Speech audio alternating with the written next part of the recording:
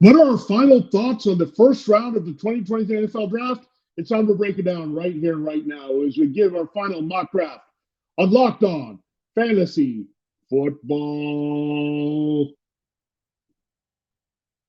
Are Locked On Fantasy, your daily NFL fantasy podcast.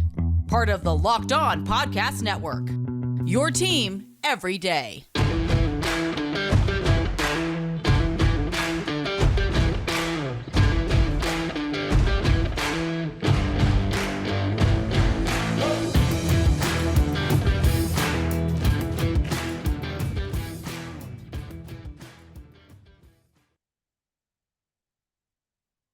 Greetings, everyone, and welcome to another edition of the Locked On Fantasy Football Podcast. As usual, I'm your host, Vinnie Iyer. When I'm not doing this, I'm writing about NFL and fantasy football for sportingnews.com. Come to site, check out all the final draft analysis that we have up there. My latest big board, my latest three-round mock draft.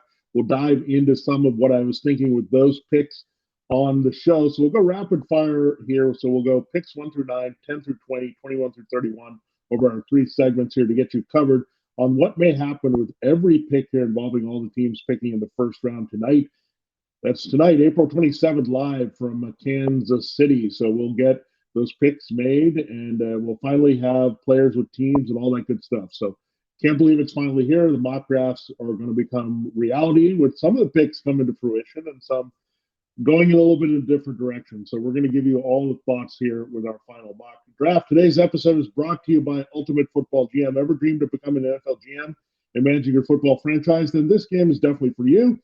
To download the game, just visit ultimate-gm.com or look it up on the app stores. You, as a listener Locked On Fantasy Football, will get a 100% free boost to your franchise when using the promo code Locked On in all caps while in the game. Thanks again for making Locked On Fantasy Football your first listen day. Subscribe and follow for free wherever you get your podcasts. We're part of the Locked On Podcast Network, your team every day. Shout out to the everydayers who check out our podcast every time we put one up here, all throughout the season and off season. We'll bring it to you with advanced scouting mode all the way through draft prep here. So stick with us. We will help you dominate your fantasy football leagues. We do need to look at our final mock draft. This is full in third rounds mode here for Sporting News that you can check out. Here we're just going to focus on what teams are going to do on the first round. So have more details there. I'll also have live pick-by-pick analysis at Sporting News you could check out, as well as a breakdown tomorrow of the first round. So we'll recap the actual picks tomorrow. But here are the final thoughts that we have on every pick. So we'll go 1 through 9 here. First, the Panthers are on the clock. This one seems rather easy. We think Bryce Young looks like the locked-in selection here as their quarterback of the near future. So Bryce Young, good pick for them. Good weapons for now with Adam Thielen in the mix to help, as well as DJ Chark to replace DJ Moore. So we'll see. Bryce Young, again, you can't go too far with him as a QB1 in this situation. In fantasy, I think you have to wait a couple of years with him. So QB2 right now in this spot. Now the Texans, they're thinking about CJ Stroud. They're thinking about Will Anderson. They're thinking about Tyree Wilson.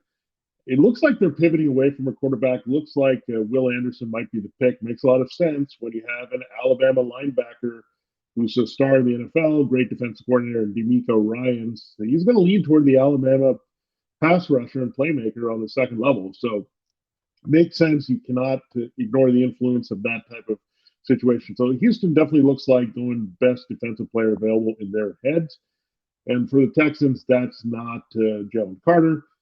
Tyree Wilson is freakish, and you got to think about him and having that high upside. But I think overall, you look at Will Anderson, also what you see is what you get. So Bryce Young, Will Anderson, these guys have been the dynamic duo for the Crimson Tide for a while. They should be the top two picks in this draft. Now, Arizona, probably a good candidate to trade down here in the first round. I mean, look at where they're at. They're right between the Texans and Colts in the wheelhouse for a team moving up to get a quarterback. The Cardinals' quarterback hopes are just getting Kyler Murray healthy and their new offense here. Jonathan Gannon, however, is their head coach. So if they stay put here, they'll look at Jalen Carter a little bit, but I think they would lean more toward Tyree Wilson or Will Anderson, whoever the Texans do not take there at number 2. All right, let's go to the number 4 pick. The Colts pretty much deciding between the quarterbacks that are on the board. Now, if you have Bryce Young going to the Panthers at 1, as expected, and Will Anderson slash Tyree Wilson with the next 2 picks here, where Arizona trades down, and that team moves up here for Anthony Richardson or someone like that. I think Indianapolis is down to C.J. Stroud or Will Levis at quarterback here. I think they have to make that move over having Gardner Minshew as the bridge. So I think the Colts have been attached to a lot of quarterbacks. Levis has been the guy that's come on strong here of late, but that rumor has also been going nuts for the Panthers with an upset pick as well. So it could be coming full circle that Indianapolis likes C.J. Stroud the most here for their offense a little bit more than Richardson. There's a good chance Richardson, again, someone could jump in and take him at number 3 anyway. So I think that's what the Colts have to be thinking here, even though their target might be the higher ceiling Richardson. They might go for the higher floor C.J. Stroud here over Will Levis at number 4. At number 5, the Seahawks, they have been rumored to be taking Jalen Carter. They're also interested in Tyree Wilson. I don't think they're going to jump on a quarterback. I think Carter, Wilson, whoever drops there is going to be the Seahawks pick at number 5. So that's how we break it down there. I mean, Seattle can go many different directions. It has another pick here at 20 overall, 2 first-rounders. This one comes from the Russell Wilson trade with the Broncos. So they're sitting pretty to make some moves here. I think Seahawks will also be in line for some offensive help as well. We'll see how they break it down. But at this particular spot, I think you have to go with Carter, Wilson, or Anderson, whoever falls here at number 5.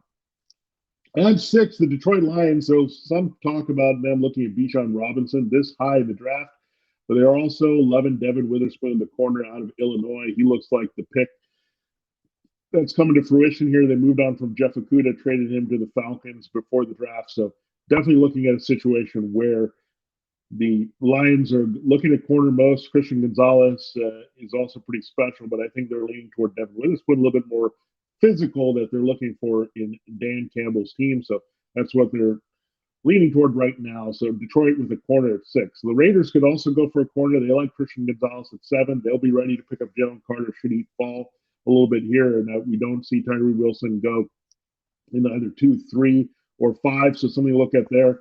And Vegas will be on the radar as well to move up for Will Anderson. So a lot of things to look at there for the Raiders. They could also move down on this pick, try to stockpile to help their defense here. But Christian Gonzalez, Jalen Carter, Will Anderson, these are some of the picks that are going to be there. I think they'll have to maybe look at Gonzalez with Carter and Anderson expect to be off the board here by number 7.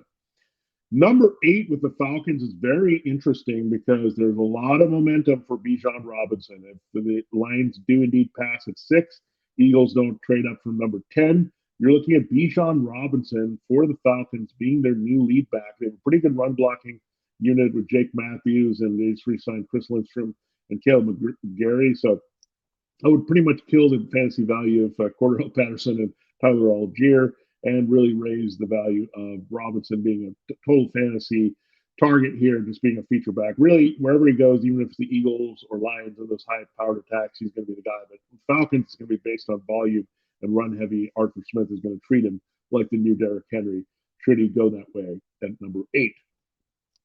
All right, the final pick we'll break down in this segment is the Chicago Bears. They'll be ready for one of those falling defensive players, Will Anderson, Tyree Wilson, or Jalen Carter fall at number 9. But I think if they stay there, they got to go with Peter Skoronski. He fits them a little bit better as an offensive tackle, very explosive athlete who can pass protect really well. That's what they need in front of Justin Fields. So I think they're going there. It might be just a preference here to like Paris Johnson Jr. better, to like Darrell Wright, do they like any other tackle, Broderick Jones, a little bit more than Skoronski, but you figure that's going to be the pick here for the Bears with that pick acquired from the Panthers and the DJ Moore number 1 overall pick trade that those teams made.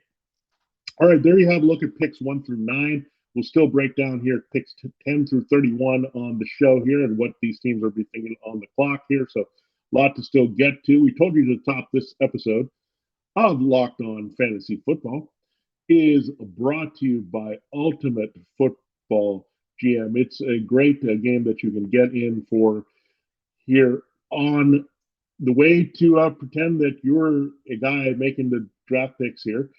And you've heard me talk about this mobile game app, and if you ever thought you'd make a good GM, you've got to give this a try. And it's not as easy as you might think to create a dynasty. When you play Ultimate Football GM, you need to get in control and manage every strategic aspect of your team as you play through seasons and lead your team to glory, trying to build a historic dynasty. And look, we all like to play GM. We love mock drafts. We like making decisions, trying to figure out what teams are going to do in free agency. This is the way you can put it to the test and actually play a game. And I played it for a little while. It was definitely challenging there with all the things that you can think about. And sometimes I don't go for enough upside, maybe stick with 2, try and 2, or go the other way and be too happy to get rookies and youngsters and move on from veterans. So really, you got to navigate through all the good and bad decisions, and not one way to play it at all. And really, the franchise took a hit there if you make the wrong decisions, and so you're responsible for a lot. So it's a lot of fun to step into the shoes of these GMs that are making all these draft picks. And once downloaded, you don't need Wi-Fi to play. You can play in app mode, and download the app and play today. You just want to get on it and learn how to be a GM with your own way of controlling things. With Ultimate Football GM, you're responsible for controlling the destiny of a franchise by hiring the right coaches and coordinators, managing all the finances, including negotiating player salaries and terms, navigating a franchise through free agency, the draft, injuries, player personnel issues, and all the ups and downs of a season on top of the offseason. So a lot of good stuff there to get into. It's all this in the challenging real estate game world. Ultimate Football GM is completely free and playable offline. Play on the go as you want and when you want to. Locked On Fantasy Football listeners, listen up. You get a 100% free boost to your franchise when using the promo code LOCKEDON. That's Locked On in all caps in the game store.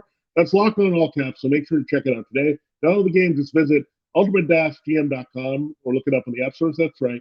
ultimate-gm.com, Ultimate Football GM. Start your dynasty today. All right, we'll continue the show here on Locked On Fantasy Football in a moment, but we do have to tell you that it's a great time to check out the Mock Draft Spectacular. That's right, on the network here, something that you can catch up on here. We also have a live draft hangout show that you can look at. Join Kyle Krabs, Joe Marino, and other Locked On NFL local experts and the Locked On NFL Scouting YouTube page for live NFL draft coverage presented by Ultimate Football GM. Kyle and Joe will be going live for all of rounds 1, 2, and 3, and then on Saturday they'll get you caught up after each round. Join the draft dudes for the first round tonight, live on YouTube on the Locked On NFL Scouting page at 7:30 p.m. Eastern Time. All right, let's dive into more of my mock draft. Speaking of draft picks 10 through 20, and I'm giving you just a wide array of things that I've been thinking with these picks as well, because I've done multiple mock drafts over a long time for more. It seems like been a year, but since last year's draft, just being all over it. So let's look at number 10 here. The Eagles are on the clock. They've been rumored to take Bijan Robinson. They might look at Brian Branch, a safety out of Alabama, but that could come later. They could also stash an offensive lineman here, given Lane Johnson is getting a little bit older. Got Paris Johnson Jr. and maybe a Broderick Jones, Arnold Wright. Those guys are popping up as options. They could also go up and grab a falling Jalen Carter. They're comfortable with him, with his status. So they can also trade down on this spot here, knowing that they don't need anything desperately here. So a lot of things the Eagles can consider, but Bijan Robinson's on the board. I think it'll be hard for the Eagles to pass up on him because it's a good luxury pick. It's a wheelhouse of his talent, and that's where they'll have to go. The Eagles are a very interesting pick at number 10, but right now they're taking Bijan. Again, I could see the Falcons spoiling those plans easily at number 8. At number 11, don't be surprised the Titans make a deal with the Cardinals. Monty Ossenfort, their former player personnel director, is the guy in Arizona being the general manager replacing Steve Keim. So something to watch out for the Titans to move up. They're rumored to be putting Ryan Tannehill on the block, so that means they're open to getting a quarterback. Will they move up for C.J. Stroud or Will Levis? Something to look at there for sure. Anthony Richardson, all of them are on the board here for the Titans. If they stay put here, it's an interesting spot for sure. Hopefully one of these quarterbacks will drop to them. And keep in mind, if the Texans pass a quarterback, that opens the door for the Titans to maybe land one of those falling guys ahead of the Texans at number 12 as well. So I would expect the Titans right now to end up with a quarterback. If not, I think they look at one of the wide receivers, all in play for them, including Jackson Smith and Jigba of Ohio State, Quentin Johnston of TCU, and Jordan Addison. I think Smith and Jigba is the better value right now at this spot at number 11. We go to number 12. The Texans could get lucky and could circle back with C.J. Stroud here. If not, I think they could look at Jackson Smith and Jigba. They could also look for just the best defensive player available, maybe going after a corner or an offensive tackle here at this spot as well, because they need to think about replacing Titus Howard on the right side opposite one Laramie Tunsil. So a lot of things the Texans could think about here. If they don't get a quarterback, I think it becomes a higher priority at 12. Should Stroud, Levis, or Richardson still be on the board here? So a lot of things to think about with the Texans. Wide receiver would also make a lot of sense here, Smith and Jigba or elsewhere. All right, we go to pick number 13. This belongs to the Packers. This is from the Packers-Jets trade involving Aaron Rodgers. We think the Packers would be jumping on Jackson Smith and Jigba if that scenario comes up here for sure. Getting another playmaker with Jordan Love, Christian Watson, Romeo Doubs are one thing, but getting that route runner smooth guy that can get up all over the field. You can also look at the tight ends. Dalton Kincaid and Michael Mayer neck and neck as the top two on the board. I do like Mayer a little bit more, but Kincaid might be a little bit better field stretcher. So we'll look at that. But Packers definitely on the clock thinking an offensive playmaker. At 14, the Patriots are thinking corner. Potentially Emmanuel Forbes is a sneaky pick. Tyreek Stevenson is another player they like. So they could go a little bit rogue here and go for players that may not be in the consensus first round. If they stay put, I also think there's a possibility of going with an offensive tackle as well. So maybe Paris Johnson, if he falls a little bit, that's the way they go here, or Broderick Jones, and then jump on him with Trent Brown getting a little bit older and effective, and then just right side with Riley Reef. So it's something you could look at. So the Jets and Patriots might be battling for offensive tackles at 14 and 15. Yeah, that's who I have the Jets on the clock next. Do they go down and get Darnell Wright or DeJuan Jones if some of those guys are gone? Do they wait a little bit at offensive tackles we're going to look at? But I think that should be a priority. Right tackle's a weakness. Dwayne Brown is getting older. Mekhi Becton's health is a question mark. So again, you can see back-to-back offensive tackles really go between the Patriots and Jets at 14 and 15. We like those picks as well for the Washington Commanders, because I think they'll lock into a cornerback. Will they take Joey Porter Jr.? Is Devin Witherspoon going to fall? Is Christian Gonzalez going to fall? They love Deontay Banks, also out of Maryland, who's been a fast riser here. A lot of corners that moving up and down the boards. We mentioned Forbes and Stevenson maybe being dark horses for the Patriots this early. I think Stevenson would be a good get for the Patriots later.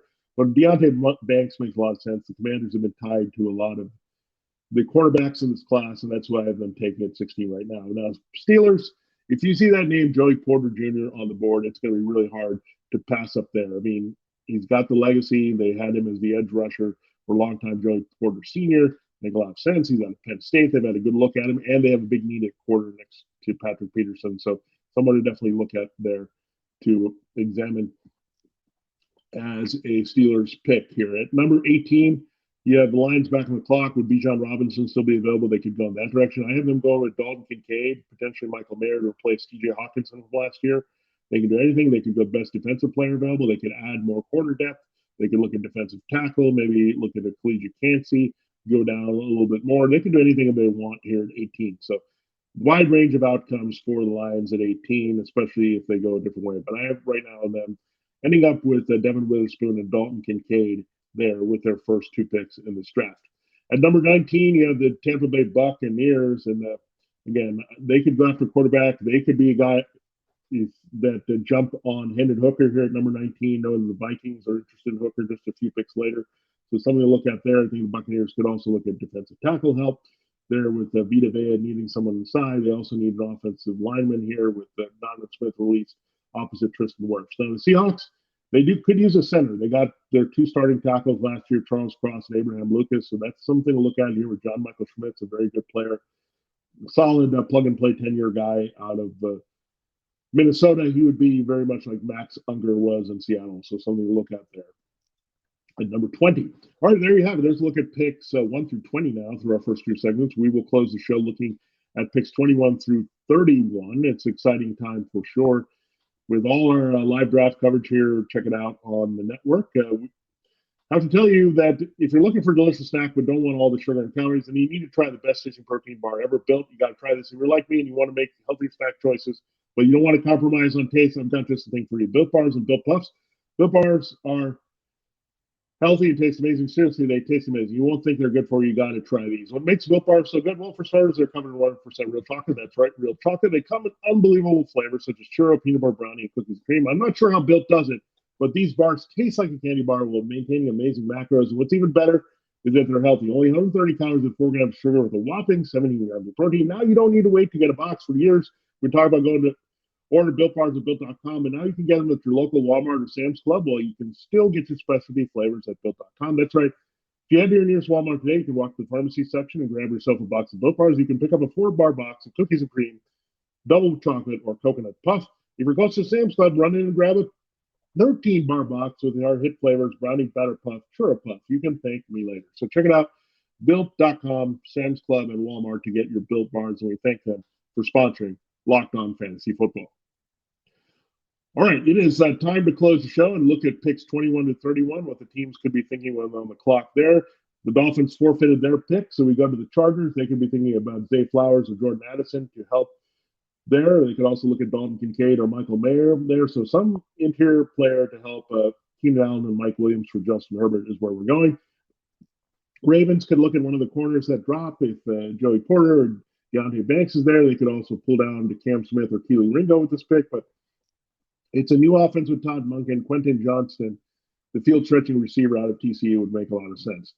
The Vikings need a receiver to replace Adam Thielen working inside. Jordan Addison or Zay Flowers would be a good fit for them here. So love Zay Flowers, Jordan Addison between the Chargers and Vikings going that direction. Vikings also rumored to take Hendon Hooker there, so something we're going to look at playing off the Buccaneers.